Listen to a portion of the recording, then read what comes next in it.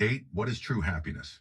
Knowledge has always been greatly valued, and I grew up at a time when such phrases as "don't give away your knowledge" and "what you have to know something to become something" were popular. Those words were a living lesson taught to me by my grandfather and father, who knew through their own experiences the value of learning and knowledge. The world is structured to accommodate those who study hard, and those old sayings are just as valid today as they were decades ago.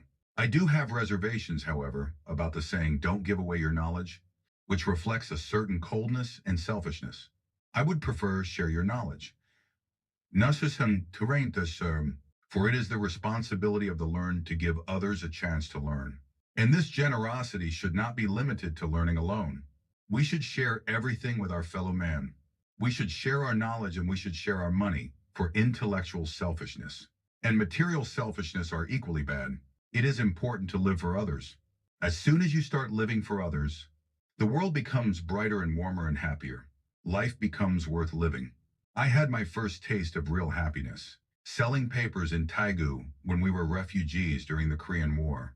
In those days, because of the war, people were so destitute that it was easier to die than to live.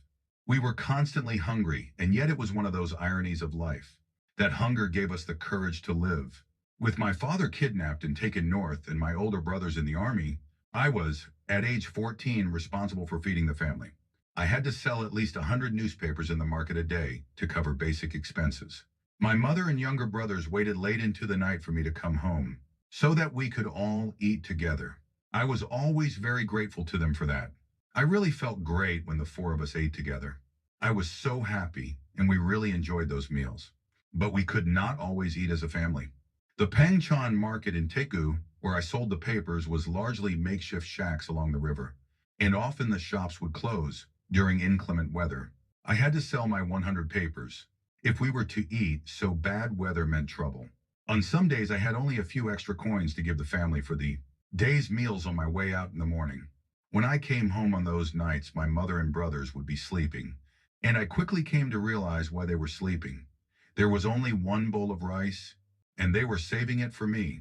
My mother would get up to feed me and say, "We've already eaten.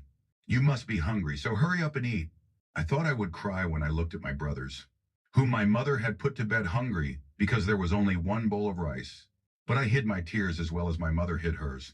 I told her that I had had a bowl of noodles on the way home, and that she and the other kids should eat. We were obviously lying to each other, and we both knew it. But how could we otherwise express our feelings? We were materially poor, but we were rich at heart. We had very little but gave to one another what we could. Someone who has everything in the world, but does not know how to give is not rich. The really rich people are the people who give a lot, people who give what they can, people who know how to give, no matter how little or how much they have. What is true happiness? I cannot really say that I know for sure, but I do know that it does not have very much to do with possessions, power, or fame. I can say that I remember being happiest at a time when we had the least materially.